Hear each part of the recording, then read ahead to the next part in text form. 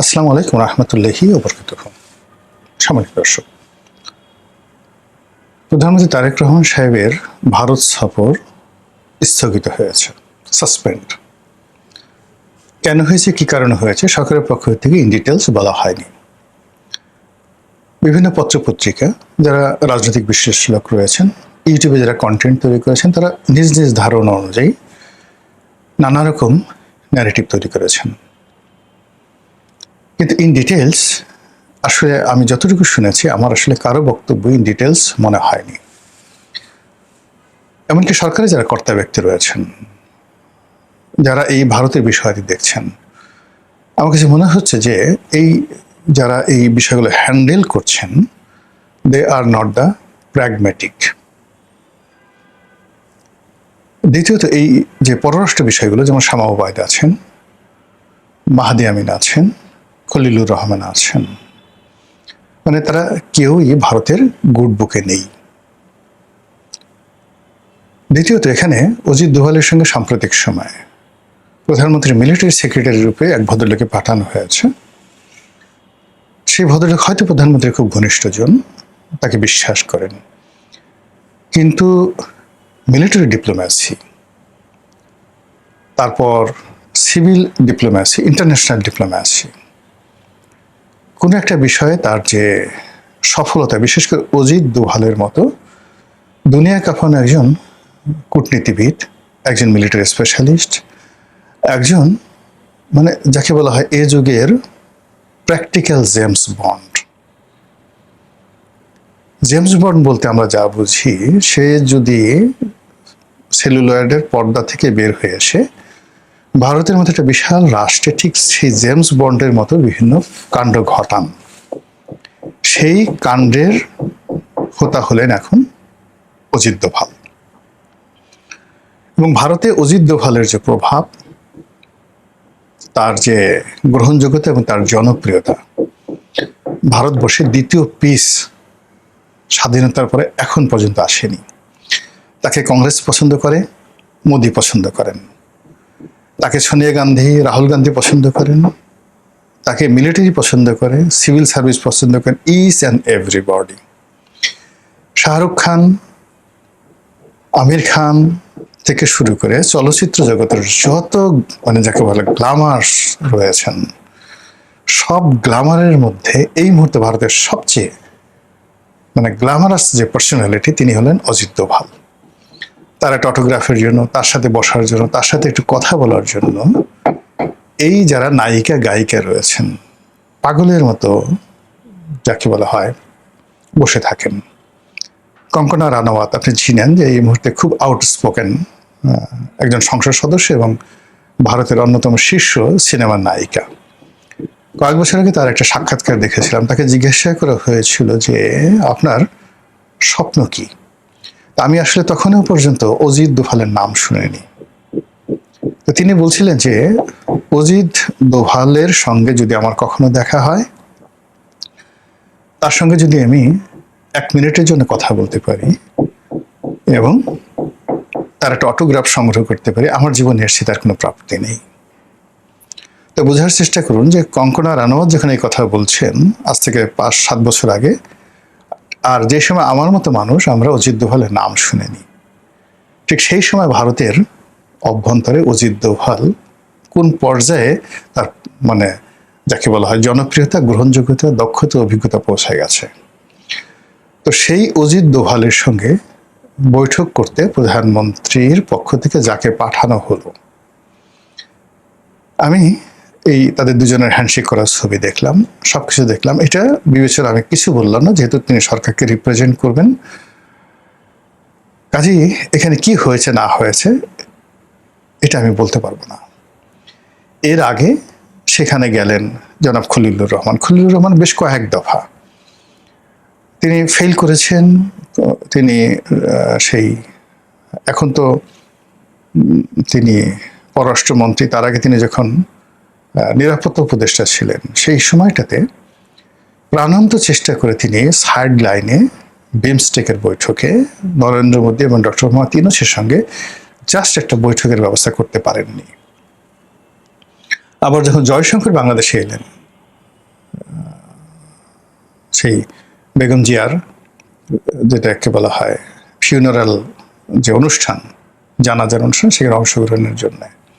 ঠিক সেই সময়টাতে পররাষ্ট্র উপদেষ্টা মিস্টার তৌহিদ, জনাব খলিলুর রহমান সবাই মিলে প্রাণান্ত চেষ্টা করেছিলেন just to say hello, doctor Mohammad ইউনূসের সঙ্গে একটা হ্যালো বলবে, সেই জিনিসটাও তিনি করতে পারেননি। কাজেই ভারতের সাথে সম্পর্ক উন্নয়নের জন্য, সম্পর্ক তৈরি করার জন্য এখন যে খেলোয়াড় যারা আছেন, they are not appropriate, they are not at all appropriate. অন্যদিকে যারা আছেন, যেমন আমির খসরু মাহমুদ চৌধুরী আছেন, জনাব টুকু সাহেব আছেন, মনে করা হয় যে তারা ভারত বন্ধু, কিন্তু যে কিছু ছবি বা তাদের যে কিছু কর্মকাণ্ড আমরা যেটা দেখেছি, যতটা আমি বুঝেছি, অমিত শাহের সঙ্গে এদের যে পারস্পরিক বৈঠক, সেই বৈঠকে যে দৃশ্য আমরা দেখেছি, তাতে মনে হয়েছে সেখানেও ঠিক কূটনৈতিক লেভেলে তাদের সঙ্গে সমঝোতা করার মতো সেই রাজনীতির যে প্রজ্ঞা বা তাদের যে পার্সোনালিটি, এটি আগেও ছিল না, এখন আছে কিনা আল্লাহ বলতে পারেন। অন্যদিকে যে বাংলাদেশে দীনেশ ত্রিবেদী এসেছেন, এখন যে যাকে বলা হয় বাংলাদেশের রাষ্ট্রদূত, পূর্ণ মন্ত্রীর মর্যাদায়, অন্যদিকে অজিত দোভাল এবং ভারতের যে এখন স্বরাষ্ট্রমন্ত্রী এবং বিজেপির যিনি সাধারণ সম্পাদক, তিনি, এবং তার সঙ্গে সঙ্গে রাজনাথ সিং, যিনি প্রতিরক্ষা মন্ত্রী। তো অজিত দোভাল, রাজনাথ সিং এবং যে কংগ্রেসের যিনি, মানে বিজেপির যিনি এখন সেক্রেটারি যিনি রয়েছেন, তারা নিয়মিত ঘন ঘন, মানে পররাষ্ট্রমন্ত্রী, প্রতিরক্ষা উপদেষ্টা, প্রতিরক্ষা মন্ত্রী ঘন ঘন কলকাতা আসছেন, ঘন ঘন ত্রিপুরা আসছেন, ঘন ঘন শিলিগুড়ি চিকেন নেকের ওখানে তারা যাচ্ছেন। আর ঠিক সেই সময়টিতে ভারতের সঙ্গে বাংলাদেশের যে সম্পর্ক, সেই সম্পর্কটার কোনো রকম উন্নয়ন নেই। এই মুহূর্তে আমাদের কতগুলো ভারত বাংলাদেশ সম্পর্কের মধ্যে একেবারে এক নম্বরে যেটা আছে, গঙ্গা পানি চুক্তি। সেই গঙ্গা পানি চুক্তিটা নবায়ন করার সময় চলে এসছে, এটা শেষ হয়ে গেছে। এবং এটা দুর্ভাগ্য হলো যে এর আগে যখন বিএনপি সরকার ক্ষমতা এসেছিল, সেটা কি 2001 অথবা সম্ভবত না 1991 সনে, পুরো সময়টা কিন্তু যে কোনো, আমি এখন এই মুহূর্তের তথ্যটা আমার কাছে একজাক্ট, মানে একটার সময়, মানে আইদার 91 থেকে 96 অথবা 2001 থেকে 2005, যখন গঙ্গা চুক্তিটা ছিল না, পানি চুক্তি ছাড়াই বিএনপির পুরো সময়টা বিএনপি পার করে দিয়েছে। কিন্তু তখন মিডিয়া ছিল না, ফলে এই চুক্তি না থাকার কারণে আমাদের কি কি ক্ষতি হয়েছে সেটা ন্যাশনাল অ্যাওয়ারনেস তখন হয়নি, কিন্তু এখন এটা সম্ভব না। এখন যেদিন থেকে গঙ্গা চুক্তি হবে না, সেই দিন থেকে এই অসংখ্য ইউটিউবার বসে বসে মাপবে আজকে কতটুকু পানি আসলো, কিউসেক পানি আসলো। এদিকে আমরা তিনটি বিষয়, মানে যাকে বলা হয় একেবারে তিনটি অ্যাটমিক বোম আমাদের জন্য, বা তিনটি সুনামি বা তিনটি আগ্নেয়গিরি আমরা পুঁতে রেখেছি ভারতের সঙ্গে। একটা হলো তিস্তা ব্যারেজ, যেটা চীন করে দেবে। 2 নম্বর হলো তিস্তা পানি চুক্তি, যেটা ভারতের সাথে করতে হবে। আরেকটি হলো গঙ্গা ব্যারেজ। এগুলো দিয়ে আমরা মানে খুব বাংলাদেশে মানে দাপট দেখাচ্ছি, এবং এই জিনিসগুলো আসলে 15 দিনে 1 মাস আপনি জনগণের যে জনমত রাখতে পারবেন, তারপরে মানুষ এগুলো বাস্তবে দেখতে চাইবে এবং এগুলোর উপকার সুবিধা এগুলো মানুষ বুঝতে চাইবে। কিন্তু যখন দেখা যাবে না, গঙ্গা ব্যারেজ হচ্ছে না, 34,000 36,000 কোটি টাকা দিয়ে গঙ্গা ব্যারেজ হচ্ছে না, কেউ টাকা দিচ্ছে না, আর এটা কোনো উপকারও আসছে না, পানি নেই, গঙ্গা চুক্তিতে পানি নেই, আমি ব্যারেজ দিয়ে কি করবো? তিস্তা পানি চুক্তি হচ্ছে না, ব্যারেজ হচ্ছে না, তখন সরকার খুব বিপদে পড়বে, ভীষণ রকম বিপদে পড়বে। এই গেল একটা। অন্যদিকে ভারতের সঙ্গে বাংলাদেশের সম্পর্কটা দাকুমড়া করার জন্য চীন যে চালগুলো দিয়ে রেখেছে, 1 নম্বর চাল হলো একটা করিডর, বাংলাদেশ থেকে একেবারে কুনমিং পর্যন্ত যে রাস্তা যাবে, রোড অ্যান্ড বেল্ট ইনিশিয়েটিভ, নয়া সিল্ক রুট, এটা যাকে বলে মানে এটা আগে যেমন কলকাতা দিয়ে হওয়ার কথা ছিল, এটা কলকাতায় বাদ দিয়ে এখন বাংলাদেশ, মায়ানমার, চীন যেটা করবে। এটা ভারতের সঙ্গে আমাদের একটা অ্যাটমিক বোম তৈরি হয়ে আছে। উত্তরবঙ্গে লালমনিরহাটে যে একটা সামরিক বিমান ঘাঁটি চীনের যাকে বলে অর্থায়নে তৈরি হবে, এটা একটা ঝামেলা হয়ে আছে।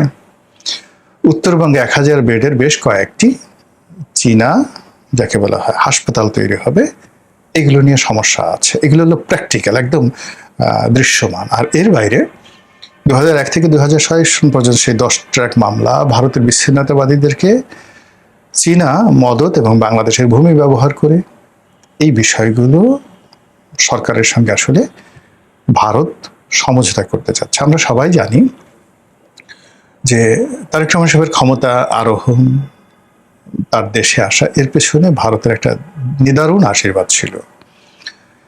তো সেই আশীর্বাদটা এই গত 4-5 মাসে সরকার কাজে লাগাতে পেরেছে, দৃশ্যমান কোনো রিলেশন তৈরি হয়েছে, এটার ন্যূনতম কোনো ভিত্তি নেই, কোনো রকম ভিত্তি নেই। এক্ষেত্রে সরকার যারা আছে তারা এই আমাদের মতো যারা ইউটিউবিং করি বা রকচটা কিছু মানুষ আছেন যারা খুব ভারত বিরোধী, খুব জঙ্গি বিরোধী, এদের তারা যদি ঢাকা শহরে কোনো একটা অনুষ্ঠান আহ্বান করেন, এরা সবসময় পরগাছা, কিছু লোক আছে পরগাছা, বড় বড় লোকজন আছেন, এরা কখনো জামাতের উপর ভর করে, কখনো হেফাজতের উপর ভর করে, কখনো এনসিপির উপর ভর করে, কিন্তু এদের নিজস্ব যোগ্যতায় মানে একেবারে নিজস্ব যোগ্যতায় ঢাকা শহরে বা ঢাকার বাইরে ছোট্ট একটা অনুষ্ঠান করে 50 জন লোক জড়ো করা, মানে এমনি আগ্রহ নিয়ে তাদের বক্তব্য শুনতে 50 জন লোক আসবে, এরকম সিঙ্গেল উদাহরণ দেখাতে পারবেন না। এরকম কতগুলো রকচটা, এরকম কতগুলো যাকে বলা হয় যে বিভিন্ন অনুষ্ঠান যারা আট করে এবং যাদেরকে দেখলে যাদের কর্মকাণ্ড তারা যেখানে গেছে সেখানে সর্বনাশ করে ফেলেছে, যে পাত্রে হাত দিয়েছে সেই পাত্রটাকে তারা মানে নষ্ট করে ফেলেছে। এইরকম কিছু লোক দেশের ভিতরে থেকে এবং দেশের বাইরে থেকে সিন্ডিকেশন করে ভারত বিরোধী একটা বক্তব্য মানে তারা দিয়ে যাচ্ছে। এদের ভয়ে সরকার তটস্থ, তারা ভারতের সঙ্গে কোনো সম্পর্ক করতে যাচ্ছে না। আবার একই সঙ্গে ধরেন পাকিস্তানের সঙ্গেও আমাদের যে সম্পর্কটা এই মুহূর্তে খুব বেশি দরকার, কিছু কিছু প্রোডাক্ট বাই প্রোডাক্ট চীনের সাথেও দরকার। এখন এই বিষয়গুলো আন্তরিকতা নিয়ে সুন্দরভাবে করার জন্য একেবারে কারো দিকে না তাকিয়ে শুধুমাত্র দেশের কল্যাণে যেভাবে এগোনো দরকার সেটা সরকার দেখাতে পারছেন না। ফলে কি হলো, না ইসলামাবাদ, না বেজিং, না দিল্লি, না ওয়াশিংটন, কেউ খুশি না। আর এরই মধ্যে দেখা গেল যে দিল্লিতে প্রধানমন্ত্রীর যে সফর সেটা বাতিল হয়ে গেল। বুঝার চেষ্টা করুন, যখন দিল্লি এবং বেজিং এর মধ্যে যুদ্ধ চলছে, একে অপরকে আক্রমণ করছে, সীমান্তে এয়ার স্ট্রাইক, ঠিক সেই সময়টাতে সবচেয়ে বড়, ভারতের সবচেয়ে বড় যে ঋণটি, বৈদেশিক ঋণটি চীন ভারতকে দিল। যেই মুহূর্তে চীনের সঙ্গে আমেরিকার মানে বিশাল দ্বন্দ্ব, তো ঠিক সেই সময়টাতে মানে যেখানে হুয়াওয়েকে নিষেধ করা হলো এবং চীনের কোম্পানিগুলোতে আমেরিকার যে স্টক মার্কেটগুলোতে সেখানে অ্যাবান্ডন করে দেওয়া হলো, ঠিক সেই সময়টাতে সবচেয়ে বড় বিনিয়োগ, আমেরিকার বড় বিনিয়োগ চীনে হলো এবং চীনের বড় বিনিয়োগ আমেরিকাতে হলো। যখন নরেন্দ্র মোদীর সঙ্গে মুখ দেখা দেখি বন্ধ, নরেন্দ্র মোদীকে খুব বাজে ভাষায় গালাগালি করছে ডোনাল্ড ট্রাম্প, ঠিক সেই সময় জেডি ভ্যান্স তিনি ভারত সফরে উপস্থিত। তারেক রহমান সাহেব যখন বেজিংয়ে চলে গেলেন, তখন সরকারের সবচেয়ে গুরুত্বপূর্ণ ব্যক্তি, বেজিং সরকারের গুরুত্বপূর্ণ বেজিংয়ের পররাষ্ট্রমন্ত্রী, তো ওই সভাতে মিস্টার শি যিনি প্রেসিডেন্ট, ইটস এ ফর্মাল, মানে বাংলাদেশের মধ্যে একটা রাষ্ট্রের সঙ্গে মিস্টার শির যে বৈঠক এটা খুব বেশি হয়ে যায়। এখানে আসলে পররাষ্ট্রমন্ত্রীর উপস্থিতিটা একেবারে ফরজে আইন, কিন্তু তিনি সেখানে উপস্থিত থাকলেন না, তিনি চলে এলেন দিল্লিতে জয়শঙ্করের সঙ্গে বৈঠক করার জন্য। তো বোঝার চেষ্টা করুন যে পররাষ্ট্র নীতিটা কতটা জটিল। এই অবস্থাতে তারেক রহমান সাহেবের বা সরকারের একেবারে প্রথম এবং প্রধান দায়িত্ব ছিল দিল্লির সঙ্গে আইদার সম্পর্ক স্থাপন করা ইন ডাইরেক্ট, আদারওয়াইজ এই যে যারা ইউটিউবার আছে, বিভিন্ন যারা কন্টেন্ট তৈরি করে, তাদের কথা মতো আমরা ডক্টর মোহাম্মদ ইউনূসের মতো দিল্লির বিরুদ্ধে যুদ্ধ ঘোষণা করলাম। কিন্তু মাঝামাঝি জায়গাতে এই যে একবার ভারত যাব, একবার যাব না, একবার ভারতের দূত পাঠাবো, আবার সেখানে কোনো নেগোসিয়েশন হবে না, একবার আওয়ামী লীগের সঙ্গে সম্পর্ক রাখবো, আবার নিষিদ্ধ করব, আবার সেই নিষিদ্ধ আওয়ামী লীগকে আইন সিদ্ধ করার জন্য চেষ্টা চালাবো, একবার শেখ হাসিনাকে চাইবো, তারপরে কামালকে চাইবো, স্বরাষ্ট্রমন্ত্রী কামালকে চাইবো, আবার চাইবো না। এই যে টানা হেসরা, দ্বিধাদ্বন্দ্ব, রাজনীতিতে এই দ্বিধাদ্বন্দ্ব যে কোনো একটা সরকারকে মারাত্মকভাবে দুর্বল করে ফেলে। এবং তার যে এই সরকার যে এখন দুর্বল হয়ে গেছে মাত্র 4 মাসে, আপনি অবাক হয়ে যাবেন যে বলতে খুব কষ্ট লাগছে, ডক্টর মোহাম্মদ ইউনূসের প্রথম 4 মাসে তাদের যে স্পিরিট ছিল, সেটা আপনি মন্দ বলেন, যা কিছু বলেন, কিন্তু সেই স্পিরিটে তছনছ হয়ে গেছিল সবকিছু। রিসেট বাটনে চাপ দিয়ে দিলেন। জুলাইকে দ্বিতীয় মুক্তিযুদ্ধ ঘোষণা করলেন। 71-এর মুক্তিযুদ্ধ প্রসঙ্গ বা 47 থেকে শুরু করতে হবে, মানে পুরো জিনিসটিকে 4 মাসে তোলপাড় করে দিলেন। এবং সেই ন্যারেটিভের এগেইনস্টে দাঁড়ানোর মতো একটা শক্তি বাংলাদেশে ছিল না প্রথম 4 মাস, অর্থাৎ আগস্ট, সেপ্টেম্বর, অক্টোবর, নভেম্বর পর্যন্ত। এই 2025 সনে এসে আস্তে আস্তে তাদের বিরুদ্ধে কথা বলা হলো। তো সেই দিক থেকে দেখেন গত 4 মাসে সরকার কিন্তু একটা ন্যারেটিভ তৈরি করতে পারেনি। এরপরে প্রথম 4 মাসে ডক্টর মোহাম্মদ ইউনূস যেভাবে ভারত বিরোধিতা করে সারা বাংলাদেশে একটা জশ্নে জৌলুস তৈরি করে ফেললো। প্রত্যেকটা মানুষ ভারতের সাথে যুদ্ধ করবে, প্রত্যেকটা মানুষ দিল্লি দখল করবে, প্রত্যেকটা মানুষ 7 সিস্টার দখল করবে, তাদের মধ্যে এক ধরনের উন্মাদনা তৈরি হয়ে গেল। ঠিক সেই রকম আপনি দেখেন তো গত 4 মাসে একটা সিঙ্গেল ন্যারেটিভ তৈরি করতে পেরেছে কিনা সরকার। ইট মিনস প্রথম 4 মাস বা 5 মাস ডক্টর মোহাম্মদ ইউনূসের যে সফলতা, তার ধারের কাছে বর্তমান সরকার আসতে পারেনি। এর মধ্যে তার এই যে যাকে বলা হয় একটা গুরুত্বপূর্ণ সফর স্থগিত হলো। আপনাদের মনে আছে যে ডক্টর মোহাম্মদ ইউনূসের যে প্রথম এরকম একটা সফর স্থগিত হয়েছিল ফ্রান্স।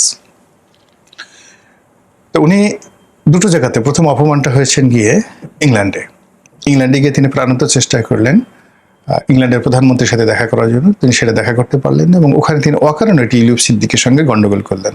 ওখান থেকে ওনার কপাল পড়ল। সেকেন্ড, তিনি চেষ্টা করলেন, ফ্রান্সে একটা অনুষ্ঠান ছিল, জলবায়ু অনুষ্ঠান, সেখানে সাইড লাইনে বা আলাদা 1 মিনিটের জন্য হলো তিনি ফ্রান্সের প্রেসিডেন্টের সঙ্গে বৈঠক করতে চাইলেন, যার সঙ্গে তার ব্যক্তিগত সম্পর্ক আগের ছিল, অনেক আগের ছিল। একসাথে তারা অলিম্পিকের মাঠে মশাল নিয়ে দৌড়িয়েছেন। কিন্তু তাকে যখন বাদ দেওয়া হলো এবং তিনি সেই অভিমানে, রাগে, ক্ষোভে, অপমানে ফ্রান্স যাওয়া বন্ধ করলেন, ফ্রান্সে গেলেন না এবং ওই দিন থেকে ওনার পতন শুরু হয়ে গেল। কাজে এই যে ভারতে যে উনি গেলেন না বা স্থগিত হয়ে গেল, এটা সরকারের জন্য এই প্রথম একটা অশনি সংকেত, দ্য ফার্স্ট ইন্টারন্যাশনাল যাকে বলা danger in the field of diplomacy. সরকার কিভাবে সামাল দেবে সেটা অপেক্ষা করুন এবং দেখতে থাকুন। আসসালামু আলাইকুম ওয়া রাহমাতুল্লাহি ওয়া বারাকাতুহু।